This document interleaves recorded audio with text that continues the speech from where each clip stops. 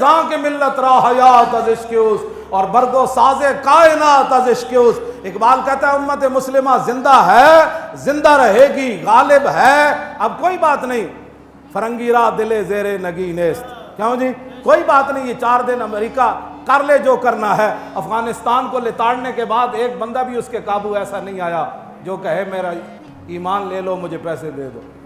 ایک بندہ بھی اس کے قابو میں نہیں آیا جو گوانتا نامو بے میں تم نے علماء کی داڑیاں مونڈ دی اور پتہ نہیں کیڑ پنجروں میں بند کیا جیسے حیوانوں کو بند کیا جاتا ہے، لیکن ان پنجروں میں وہ بند رہے، قرآن کی تلاوتیں وہاں بھی وہ کرتے رہے، ہاں اسلام کو وہاں بھی ان نام اقبال کہندا فرنگی را دل زیر نگی نیست۔ اقبال کہندا آج تک فرنگی ایک دل تے قابو نہیں پا سکے، ملکاں تے تھا جی ہاں متاعو ملک است دین است، انہاں کہو نا ملکاں تے قبضہ ضرور کیتا ہے لیکن دین تے قبضہ نہیں کر سکے۔ ہاں جتنا مرضی جہاں بھی کتنی پابندیاں لگیں، مسجدوں کے سپیکر اترے، میلاد شریف پر پابندیاں لگیں، ممتاز قادری تختہ دار پر لٹکا اور 1 لاکھ سے زیادہ بندے تحریک لبیک کے اندر چلے گئے، تو کیا لبیک کا نعرہ بند ہوا؟ نا۔ اقبال کہنا فرنگی را دل زیر نگی نیست متاعو ملک است دین است۔ انہیں کیا اس کا متاع اتنا ہی ہے، عراق دے کنویں تے قبضہ کر لیا، تیل دے کنویں لین آیا سی تے قبضہ کر لیا، افغانستان دے خزانے تے قبضہ کرنا سی، خزانے لے کے چلا گیا، اور شام دے اندر جڑا کچھ ہوتے لوٹ مار سی امریکہ کر کے چلا گیا، لیکن پھر کیوں لرزہ بر اندام ہے؟ اتنا ظلم مچانے کے بعد پھر امریکہ کیوں پریشان ہے؟ کیوں جی خدا بندے کے در تحفے حریمش۔ اقبال کہتا ہے جتنے چمچے کٹ سے گئے وائٹ ہاؤس کا طواف کرتے رہے اور ملکہ برطانیہ کا طواف کرتے، خدا بندے کے در تحفے حریمش، کہتا وہ جتنے تمہارے چمچے کڑچے گئے یا حکومتیں کرتے رہے اور تمہارے دروں کا طواف کرتے رہے، صد ابلیس است یک روح الامین است، کہتا لکھاں ابلیس ضرور گئے لیکن محمد عربی کا ایک غلام بھی تمہارا طواف کرنے کے لیے نہیں گیا۔ یہ بات ہے، تم کیا سمجھتے ہو حضور کا دین ایسے چلا جائے گا؟ نا، یہ دین اپنی پاور رکھتا ہے، ہاں اس لیے اس دین پر کوئی غالب نہیں آ سکتا۔ ملکوں پر تم نے قبضے کر لی، یہاں بھی 100 سالہ برطانیہ رہا تو 1947 کے بعد پھر حضور کے غلام میدان میں آ گئے۔ تم نے ہمارے کیا چھوڑا؟ یہاں تو کوئی چیز ہی نہیں چھوڑی، ہر چیز لوٹ کر لے گئے، جناب لائبریریاں لوٹ کر لے گئے، حسین و جمیل پتھر لے کر، وہ کوہ نور جو ہیرا بھی تم لوٹ کر لے گئے، تو کیا پھر وہ ہیرے کی وجہ سے تو ہماری عزت نہیں ہے نا؟ ہماری عزت تو یہ ہے بمصطفیٰ برساں خیش را کے دی ہماؤز گربہو نہ رسیدی تمام بولابیس۔ امت مسلمہ کی وجہ پتھروں سے نہیں ہے، ہیروں سے نہیں ہے، تیل کے کنویں سے نہیں ہے، روٹی سے نہیں ہے، سڑکوں سے نہیں ہے، جہازوں سے نہیں ہے، امت مسلمہ کی عزت محمد عربی کی غلامی کے اندر موجود ہے۔ تم نے جس کو عزت والی باتیں سمجھی ہیں وہ تو ہمارے بڑوں نے، صحابہ کرام نے، حضرت نعمان بن مقرن آئے جب یزدگرد کے دربار میں اعلیٰ قالین بچھے ہوئے تھے اور بڑے قیمتی، تو آپ نے اپنی تلوار اور نیزے سے ان کو پھاڑنا شروع کر دیا۔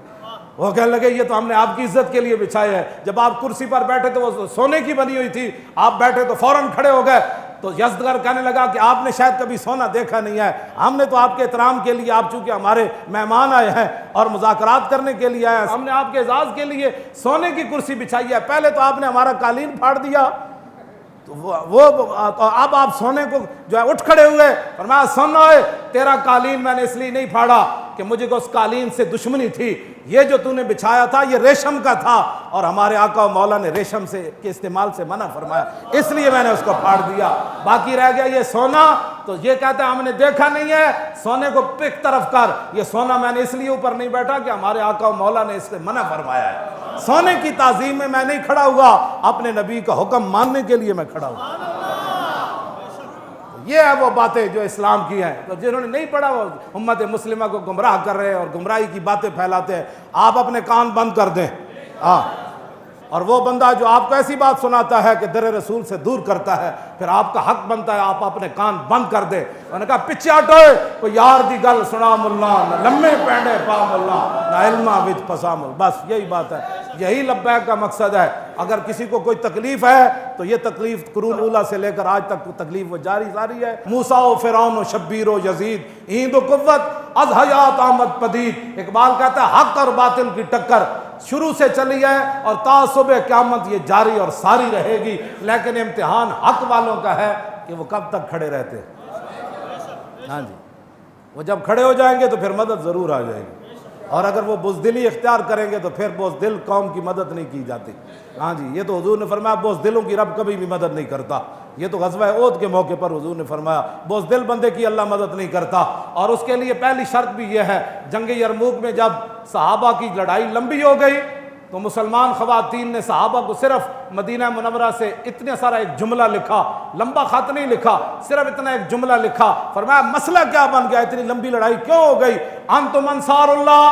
فرمایا کان کھول کر سنو، اور کسی نے دین کی مدد نہیں کرنی، تم ہی دین کے مددگار ہو، تم ہی دین کے مددگار ہو۔ تو یہ تاخیر کیوں ہو گئی جنگ یرموک میں؟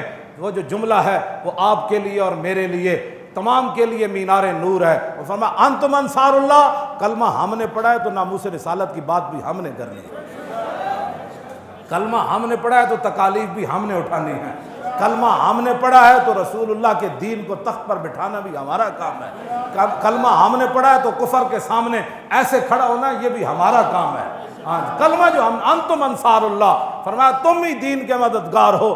اقبال کہتا ہے لرزم از تو شرم چو روز شمار، پرصدت آب روئے روزگار، حرف حق از حضرت ماں بردئی، پس چراں با دیگرانہ سپردئی۔ اقبال کہتا ہے جب میں قیامت کا تصور کرتا ہوں تو پانی پانی ہو جاتا ہوں، لرزہ پر اندام جا ہو جاتا ہوں، کانپنا شروع کر دیتا ہوں۔ کیوں؟ کہا کہ قیامت والے دن جب رسول اللہ نے پوچھ لیا کہ اقبال اس دین کے لیے تو میں بدر سے لے کر تبوک تک گیا، میں نے 13 سال مکے میں گزارے، اور بتا لوگوں نے مجھے یہاں پتھر مارے، میرے چچا جان کے جگر اور کریجے نکالے اور سارے معاملات ہوئے، بتا تو نے میرے دین کے لیے کیا کیا؟ ایک سوال ہی کافی ہے امت کے لیے۔ تو کیا کہے گا امتی پھر؟ کیا عذر کرے گا؟ ھذا یوم لا ینطقون ولا یوزر عنہم فیاض۔ سورہ مرسلات کے اندر اللہ نے فرمایا وہ دن وہ ہوگا جس دن کسی کو بولنے کی اجازت نہیں ہوگی۔ ایسے تو لوگ بڑھ کر دیں نا، وہاں تو زبان پر مور لا دیجئے۔ اور ولا یوزن لہم فیعتذرون، اور یہ بھی اجازت نہیں ہوگی کہ بندہ معذرت کرے کہ نہیں جی میرے پیٹ میں بڑا درد تھا اس دن، معذرت بھی نہیں، بولنے کی بھی اجازت نہیں۔ بتاؤ پھر قیامت والے دن حضور کے سامنے کیسے پیشی ہوگی؟ اللہ کے سامنے اس دین تو اللہ نے اپنے حبیب کو عطا فرمایا، اس دین کے لیے کوئی کیا کر رہا ہے یہ مجھ سے سوال نہ کرے، اپنے آپ سے پوچھے کہ میں دین کے لیے کیا کر رہا ہوں، اور میں دین کے غداروں کے ساتھ کتنا بیٹھ کر دین کی مخالفت کرتا ہوں، اور میں دین کے غداروں کے ساتھ بیٹھ کر ناموس رسالت کر کیا بک بک کرتا ہوں۔ یہ ساری باتوں کا یہ آپ نہ کہیں گے، یہ تو لکھا جا رہا ہے نا، یہ اقرا کتابک کفا بنفسک الیوم علیک حسیبا، بس یہ کتاب ہی دی جائے گی، پڑھ لے، ہمیں بتانے کی ضرورت نہیں، تو خود پڑھ لے۔ آج اس دن سے ڈرو جس دن کتاب لیتے ہوئے بھی ووضع الکتاب فتری المجرمین مشفقین مما فی، جس دن مجرم ڈریں گے اوہ اس کے اندر تو لا یغادر صغیرۃ ولا کبیرۃ الا احصاها، وہ کہ اس میں تو چھوٹی سی چھوٹی چیز بھی لکھی ہوئی ہے، بڑی سے بڑی چیز بھی لکھی ہوئی ہے۔ تو اپنے آپ کو بدلو۔ یہ صرف تقریریں سننا کوئی مقصد نہیں ہے، حضور کے دین کو آگے لاؤ، آگے منہ آ گیا تو آگے کی طرف چلو، پیچھے کی طرف بس چلو۔ منہ آ گیا تو آگے کا سوچو کہ حضور کے دین کو ہم نے تخت پر کیسے لانا ہے۔ وہ جملہ پھر رہ گیا، وہ مکمل ہی ہو جائے، انتم انصار اللہ۔ کیا کہا جی؟ انتم انصار اللہ، تم ہو اللہ کے مددگار۔ صحابہ کو صحابیات نے خط لکھا مدینہ منورہ سے جنگ یرموک میں، فرمایا انتم انصار اللہ، تم ہو اللہ کے مددگار۔ کان کھول کے سنو، واللہ ینصر من نصرہ، اللہ اسی کی مدد کرتا ہے جو پہلے اللہ کی مدد کرتا ہے۔ معنی کیا ہے؟ جو پہلے میدان میں اترتا ہے مدد پھر اس کی آتی ہے، جو گھر میں سویا رہتا ہے اس کی مدد نہیں آتی، جو باتیں کرتا رہتا ہے اس کی مدد نہیں آتی، جو تقریریں کرتا رہتا ہے اس کی مدد نہیں آتی، جو منصوبہ بندیاں بناتا رہتا ہے اس کی مدد نہیں آتی۔ پہلے جو اللہ کی مدد کرے، واللہ ینصر، پھر اللہ مدد حال میں بھی فرماتا ہے پھر مستقبل میں۔ پہلی شرط ہے کہ نصرہ، ماضی میں کسی نے اللہ کی مدد کی ہو، اللہ کے دین کی مدد کی ہو۔